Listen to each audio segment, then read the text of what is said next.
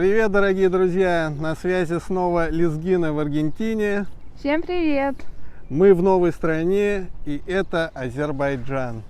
Сегодня в этом выпуске мы постараемся вам рассказать и показать многогранный и красивый город Баку, столица Азербайджана. Вера в Азербайджане. К сожалению, наше время нахождения в Азербайджане было сильно ограничено. К тому же в течение нескольких дней погода резко изменилась, и мы сильно простудились. Поэтому из того, что мы задумали, получилось совсем немного. Тем не менее, мы постарались снять интересный репортаж о нашем здесь пребывании. Азербайджан для меня не чужая земля. Здесь, в горном лезгинском селении Камарван Габалинского района, я был рожден. Почти все мои родственники живут здесь, в разных районах республики, включая и сам Баку. Встретил нас в аэропорту в 3 часа ночи мой двоюродный брат Эльденис, который живет здесь со своей прекрасной семьей. Большое спасибо брату Эльденису за встречу, и надо сказать, что его старания не были напрасны. Он первый из всех родственников, кто увидел нашу иерку.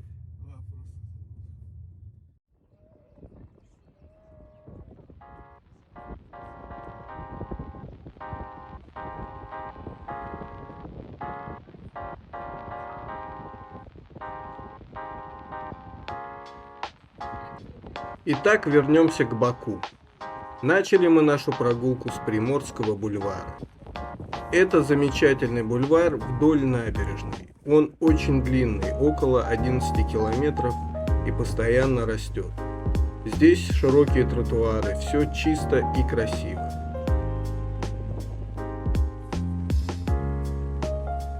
Много разных скульптур, буйство различных прекрасных деревьев, растений и цветов из различных уголков нашей планеты.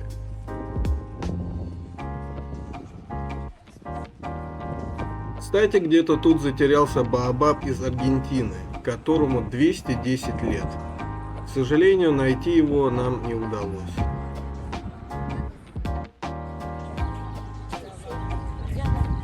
Все это великолепие в окружении дивных городских панорам и Каспийского моря.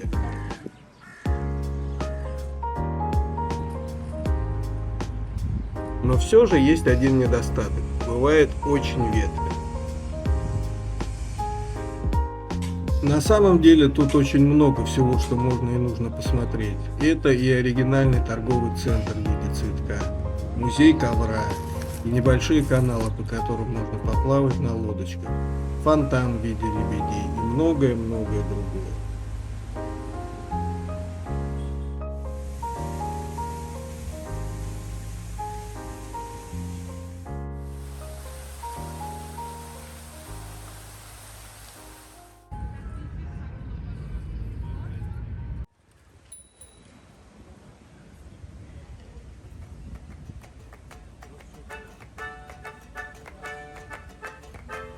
Но нам стало прохладно, и мы прямо с Приморского бульвара свернули в старый город, который называется Ичери-Шехер, заодно укрывшись там от ветра.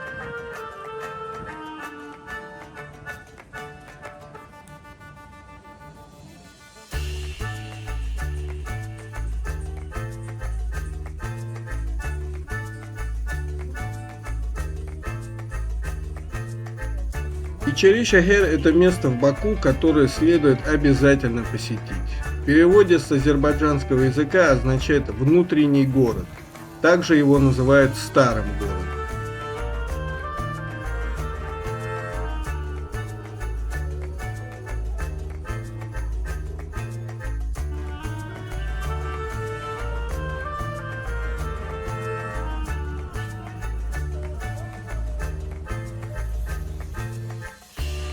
Территория старого города окружена стеной. Ширина стены достигает около 3,5 метра, а ее высота в некоторых местах доходит до 10 метров. Высокая стена старого города также является одним из памятников архитектуры. Ичери-Шехер является наиболее древней частью и достопримечательностью города. Старый город был занесен в список объектов всемирного наследия ЮНЕСКО в 2000 году. Площадь заповедника составляет 22 гектара. В пределах территории старого города на сегодняшний день проживает около 1300 семей. Здесь расположены десятки исторических памятников: мечети, караван-сараи, бани, жилые дома, музеи, посольства, гостиницы, сувенирные лавки, кафе и рестораны. Наиболее значимыми архитектурными памятниками Вичеришехер являются Девичья башня и комплекс дворца Ширваншах.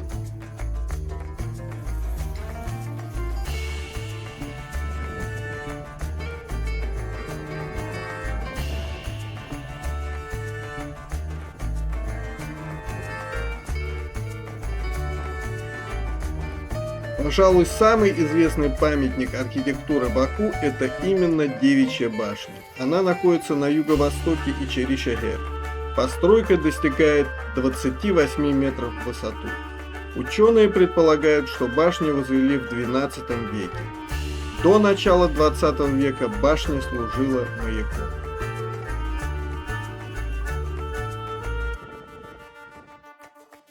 А сейчас мы с вами сделаем небольшую прогулку по старому городу.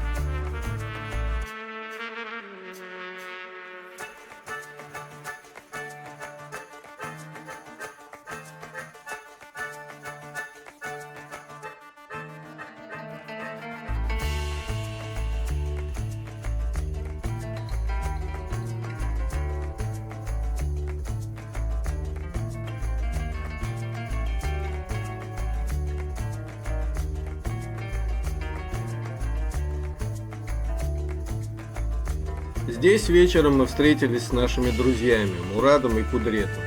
Они, узнав о нашем приезде, решили организовать нам небольшую прогулку по вечернему Баку. По пути, выходя из Ичеришехер, они показали нам то самое знаменитое место, где снимался фильм «Бриллиантовая рука». Вот эта улочка, где произносили фразу «Черт побери». Теперь здесь кафе с таким названием.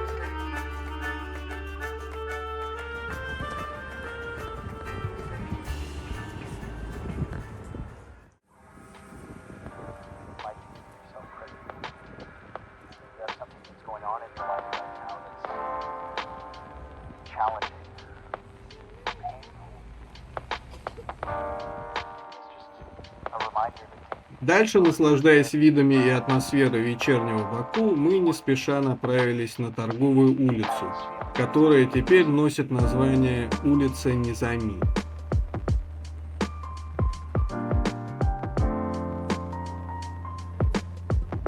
Это еще одно очень популярное и оживленное место в Баку, чем-то напоминающее московский Арбат. очень красивая протяженная пешеходная улица в самом центре города.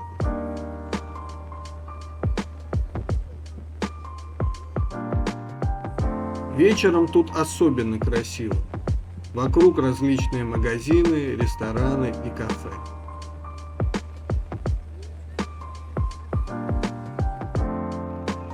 Стало еще холоднее, и мы зашли в один из ресторанов, где наши друзья угостили нас вкуснейшими блюдами местной кухни.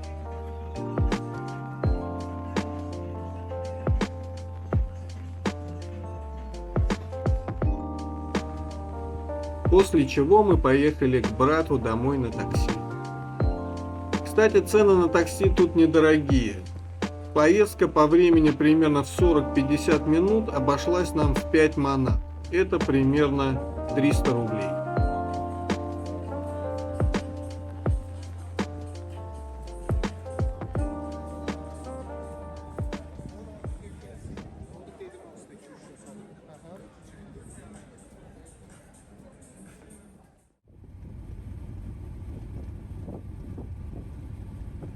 Но время не ждет, и уже на следующий день рано утром мы отправились в Габалу. Там, в кругу родственников, нас с нетерпением ждала моя мама, которая не видела нас почти год. Но больше нас мама, конечно же, хотела наконец увидеть свою внучку. Отправились мы туда на машине. Путь не близкий, расстояние от Баку до Габалы больше 200 километров.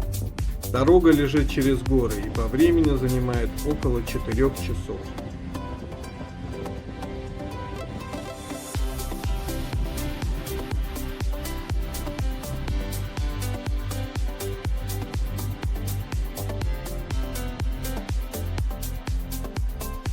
Короткая передышка в Шамахи и дальше в горы.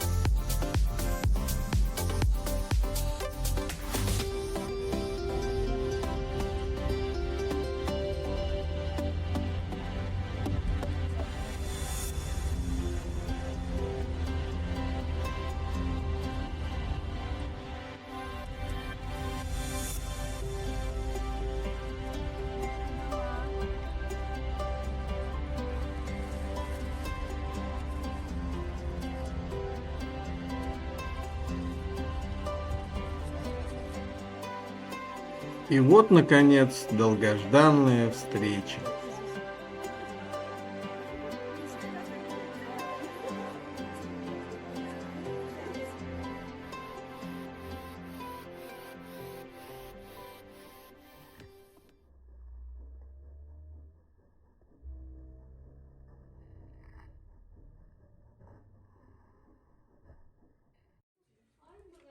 Зайдя в дом, мы сразу усаживаемся за праздничный стол. В этот день совпали два события: наш приезд и день рождения моего замечательного племянника Айхана, сына моего другого двоюродного брата Шаика.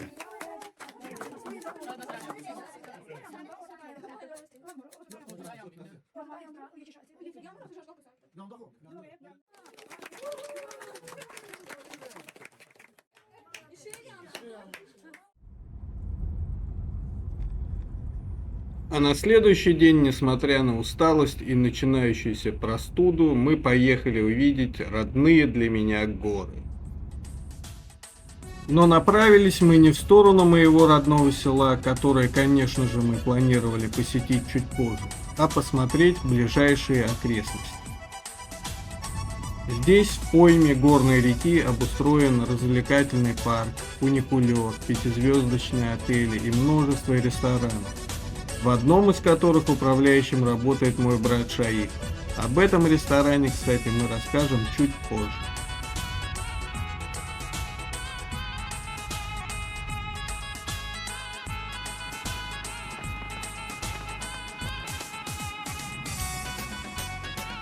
Едем дальше в горы.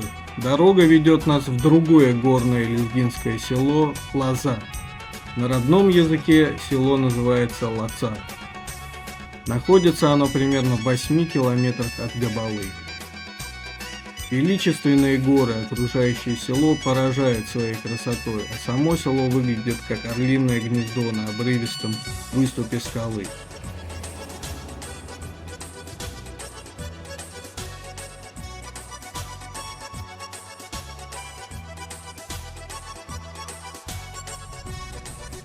Насладившись видами села, мы едем обратно, продолжая созерцать красоту местной природы.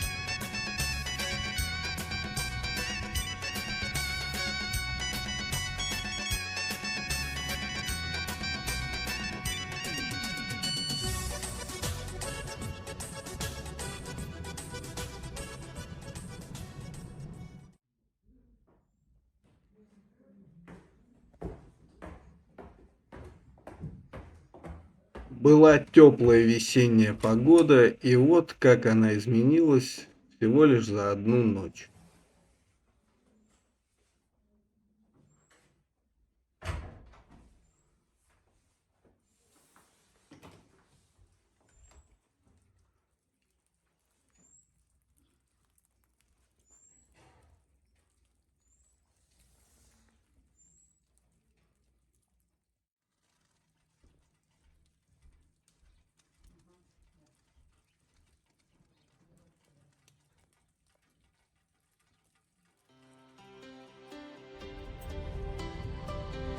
Простуда, конечно же, наша от этого только усугубилась. Но что поделать, родственников много и надо постараться всех повидать.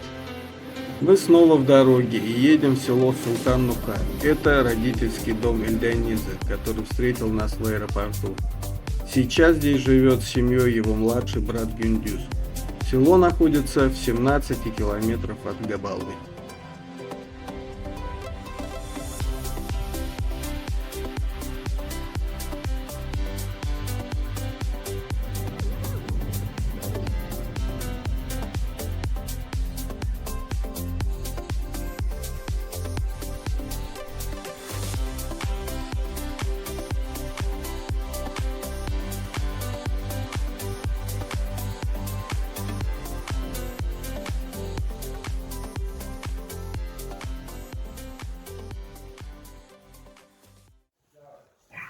Сегодня мы приехали в село Султан-Нуха. Здесь тоже живут лезгины, мои родственники.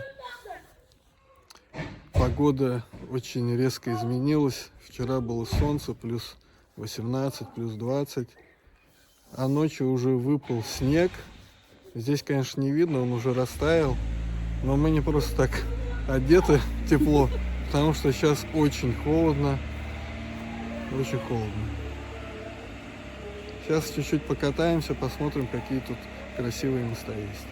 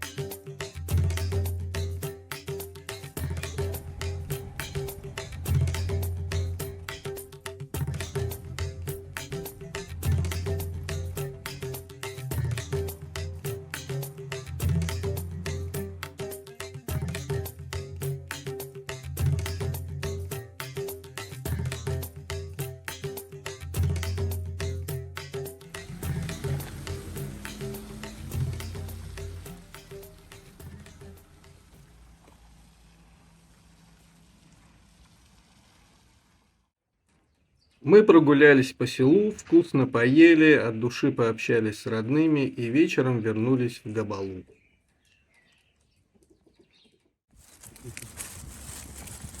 На следующий день после небольшой прогулки с Эркой по окрестностям возле дома, ближе к вечеру Гюндüz пригласил меня в ресторан Шаика посидеть, так сказать, в мужской компании.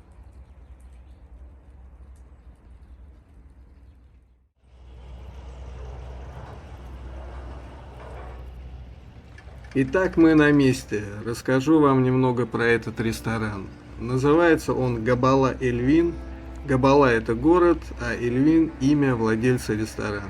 Здесь так часто делают, называют ресторан своим именем.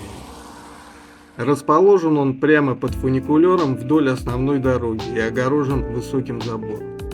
Представляет собой комплекс уютных домиков, предназначенных для разного количества посетителей. Также имеется отдельный большой зал на 90 человек для проведения различных мероприятий. На территории ресторана протекает горная речка, есть стилизованный родник и пруд, что органично вписывается в окружающую природу.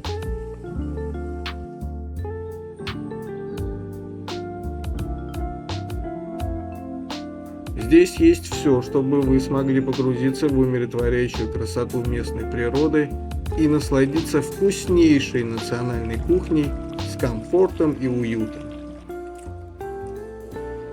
Все продукты свежие и местного происхождения, а повара умело сочетают национальные кулинарные традиции с современной подачей. Мой брат Шаик родился в Габале и уже много лет работает в ресторанном бизнесе. К любимому делу он подходит со всей душой и профессионализмом. Поэтому ваш визит в ресторан Габала Эльвин обязательно станет максимально приятным и запоминающимся. Если вы окажетесь в этих краях, обязательно посетите этот ресторан.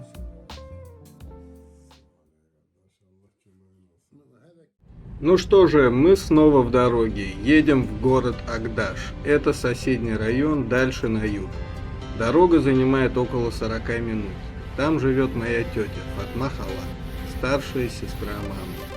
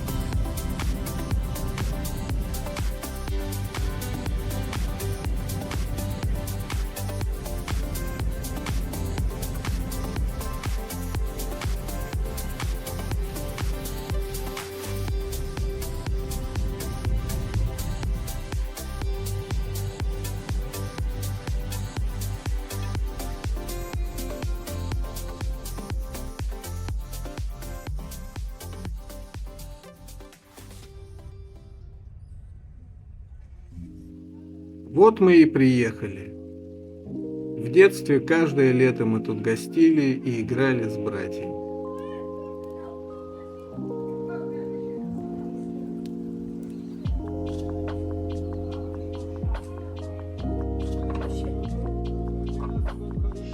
Сразу к столу. Сперва чай со сладостями, потом еда и снова чай.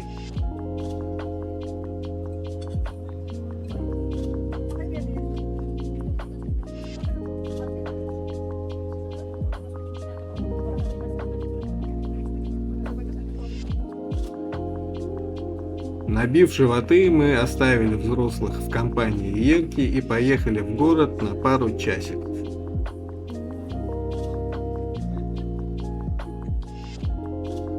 Наш двоюродный брат Азер очень любит свой родной Агдаш и с радостью провел нам экскурсию по его самым интересным местам. Это Агдашская музыкальная школа. Рядом парк имени Гейдара Алиева. В каждом городе, районном центре есть такой парк. Здесь люди могут отдохнуть, погулять с семьей в спокойной, умиротворяющей обстановке.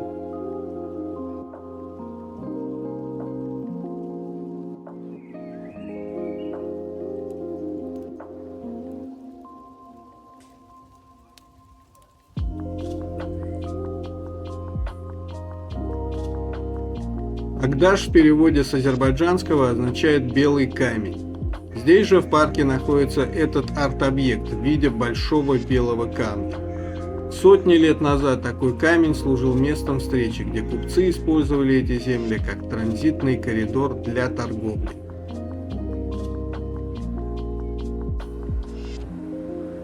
А это Карабекский караван-сарай 1904 года постройки. Долгие годы использовался как жилое помещение. Недавно были проведены восстановительные работы этого исторического памятника.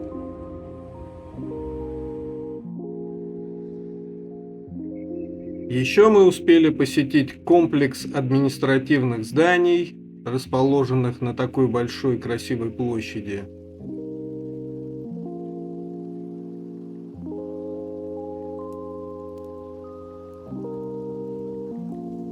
Спортивный олимпийский комплекс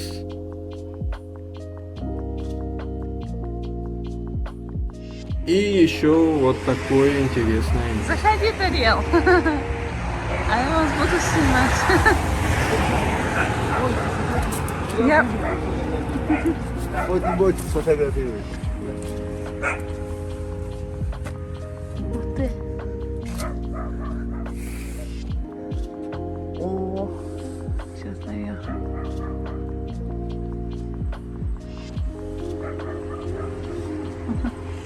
Ну как тебе, Тарел? Да, можно чай попить. Очень даже уютно. Это дерево 8 века, чтобы вы знали. А, 8 век. 8 век. Да, ДНК сделали и доказали, и написали.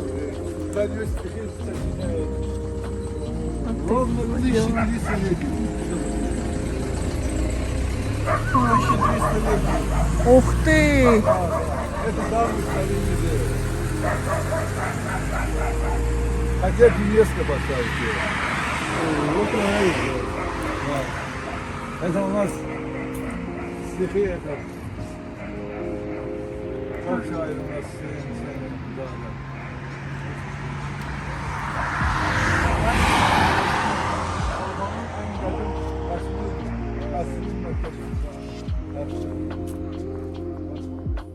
И напоследок вот такой красивый вид при выезде из Агдаша.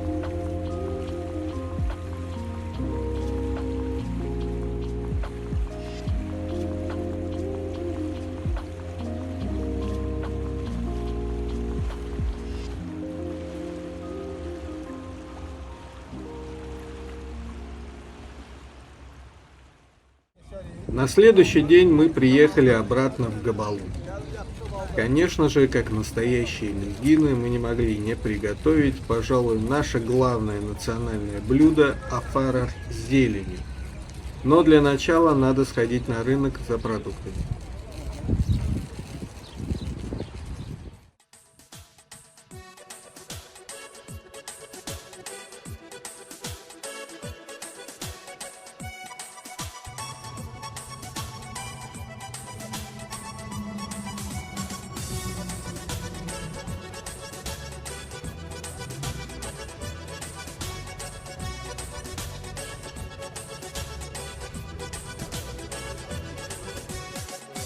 Продукты куплены, теперь можно приступить к готовке.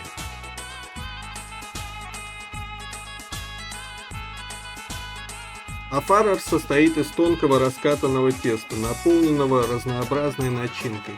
Внутри может быть зелень, зелень с творогом, тыква, мясо, курица или другие ингредиенты. Но классический афарар – это именно зелень.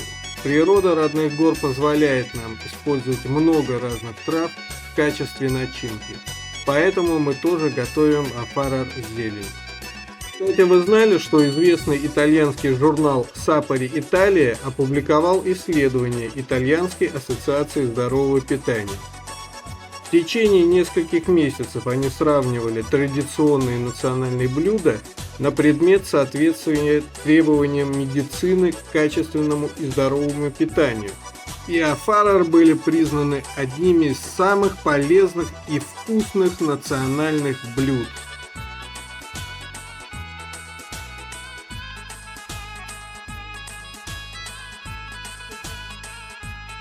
Да, нам было очень вкусно. Да еще и чай из самовара.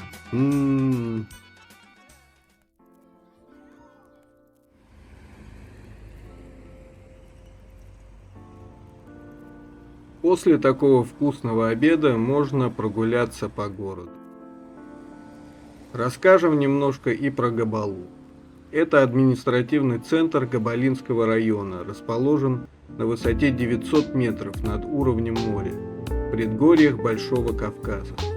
Габалинский район носит имя расположенного недалеко от нынешнего районного центра древнего города Габалы, который появился в конце IV – начале III веков до нашей эры. Древняя Габала была столицей государства Кавказская Албания.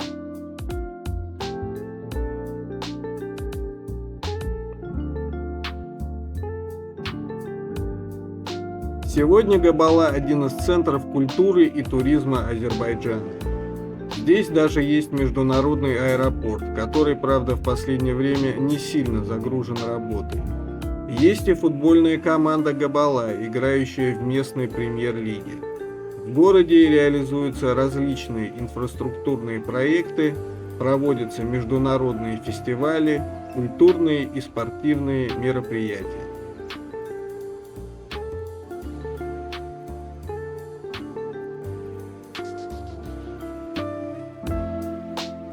В горах погода часто меняется резко. Кажется, только что было солнечно, а теперь небо стремительно закрывается грозовыми облаками.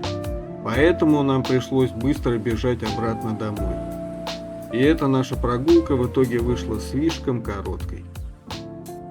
А вот что нас ожидало ночью.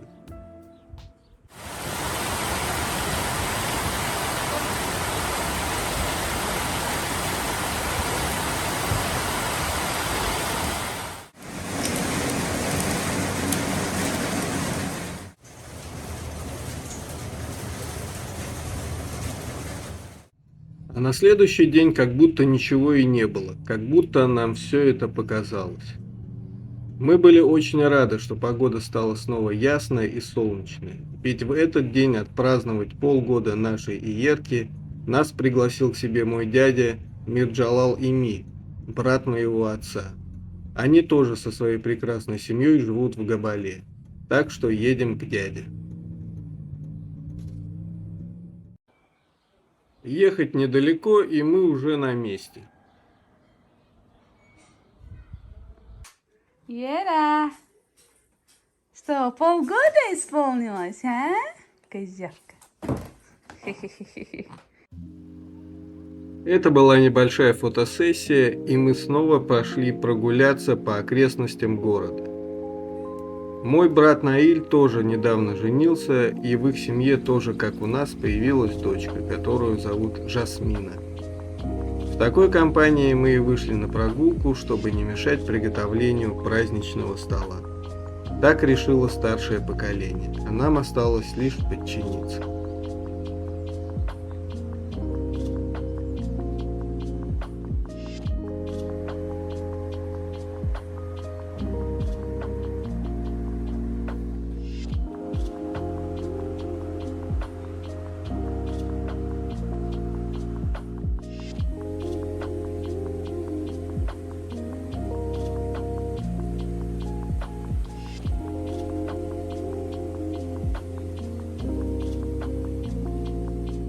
Так, Тарел. Вот мы В русском лесу. вот гуляем мы еще. прекраснее?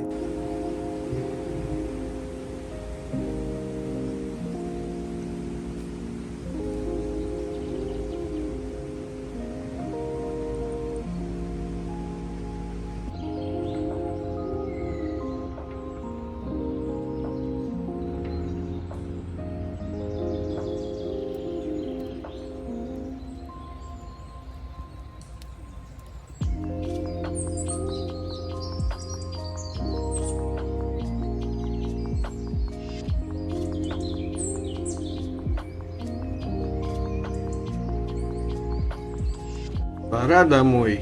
Кажется, там все уже готово.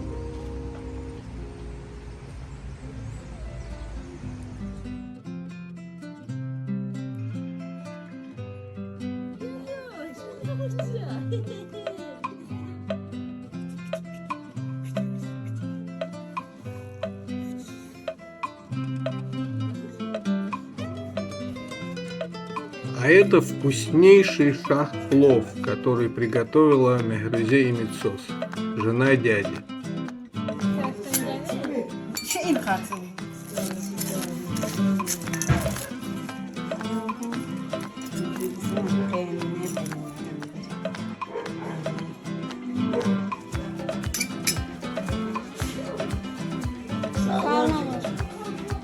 Все было очень-очень вкусно, а шашлыки просто таяли во рту.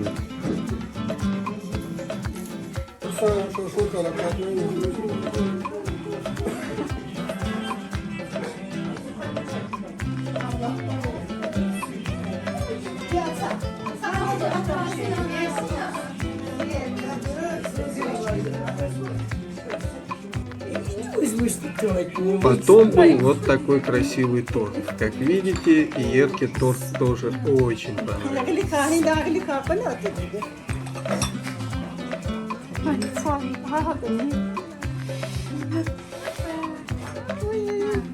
Спасибо.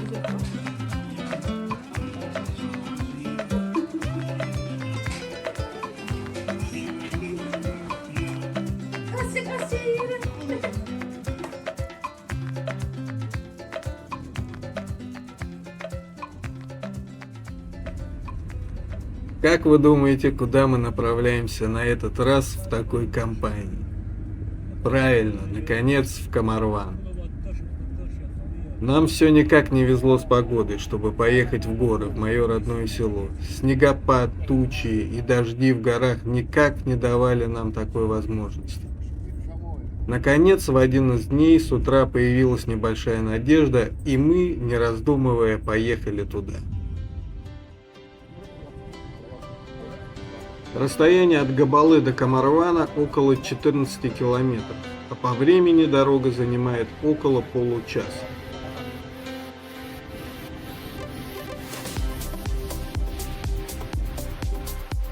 В дороге погода все равно начала портиться, но мы не теряли надежды.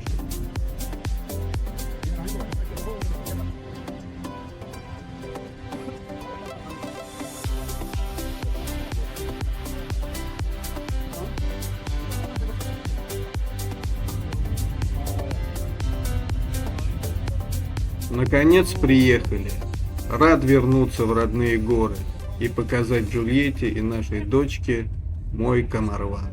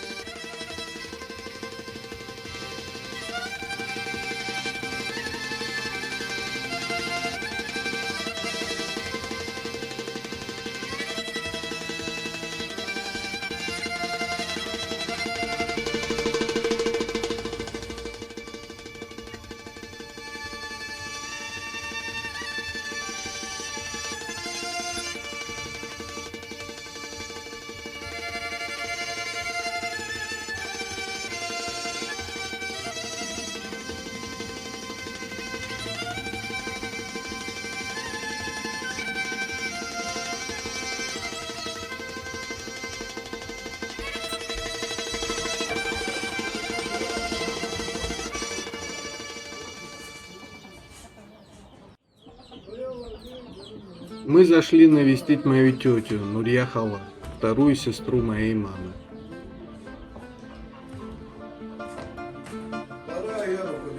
Bien. Sí, çıkartıyor ona. У них идет ремонт, расширяется дом. Новая комната выглядит очень уютно, и вид из окна шикарный. Sí, boleh. Oraya bak. Sağ bravo.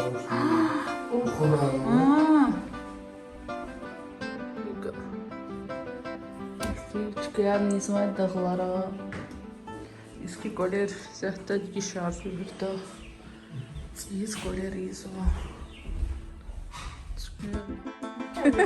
İkten gel. Çıksa.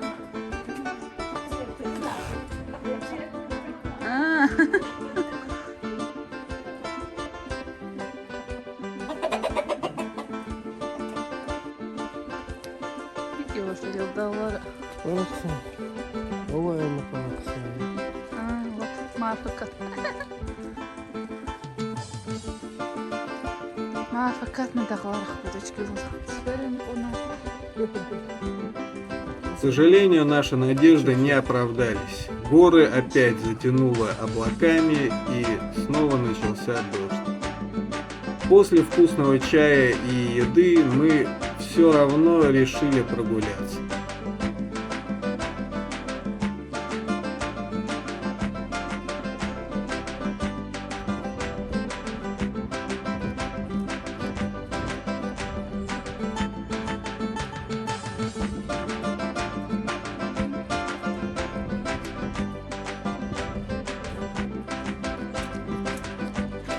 Покажем вам, что удалось снять, и расскажем немного про село.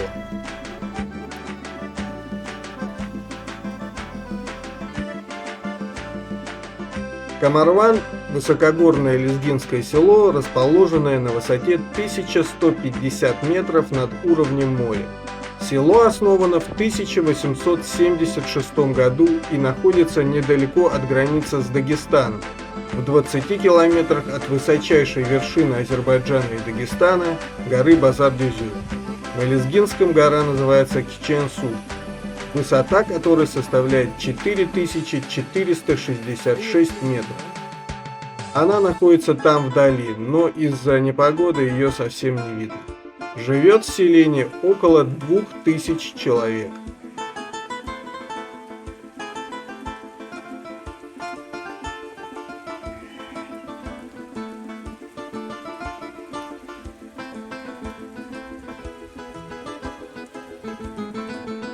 Сейчас Камарван – это еще и кузница топ-фуд-блогеров с миллионами просмотров. Главной звездой, безусловно, является ТВК и его YouTube-канал Wilderness Cooking. Именно здесь он творит свои кулинарные шедевры. Здесь же находится его ресторан Кая, что переводится как «скала».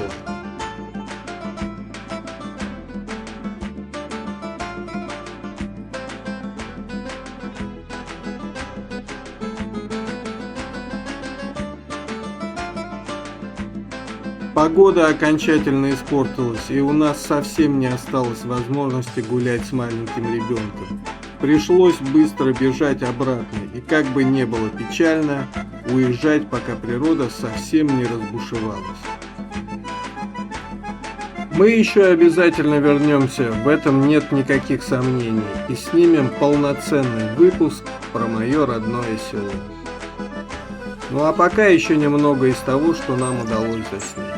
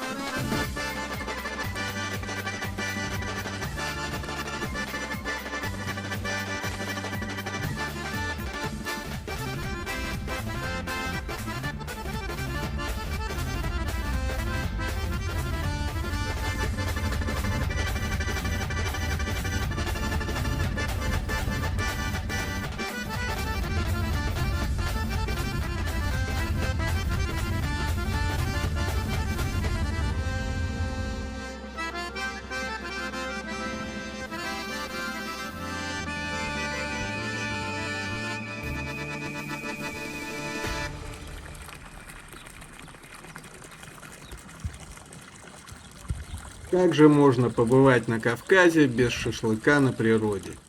Мы снова в гостях у семьи Мирджалал Эми на дне рождения его младшего сына Турала. Отличный повод для шашлыка.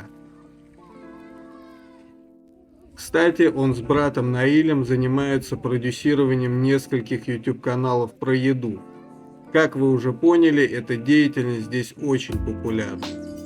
Братья успешно развивают свои каналы, и это красивое место, кстати, площадка для съемок одного из их каналов, где колдует с едой шеф-повар Аббас. Он и приготовил нам эти феноменальные по вкусу шашлыки.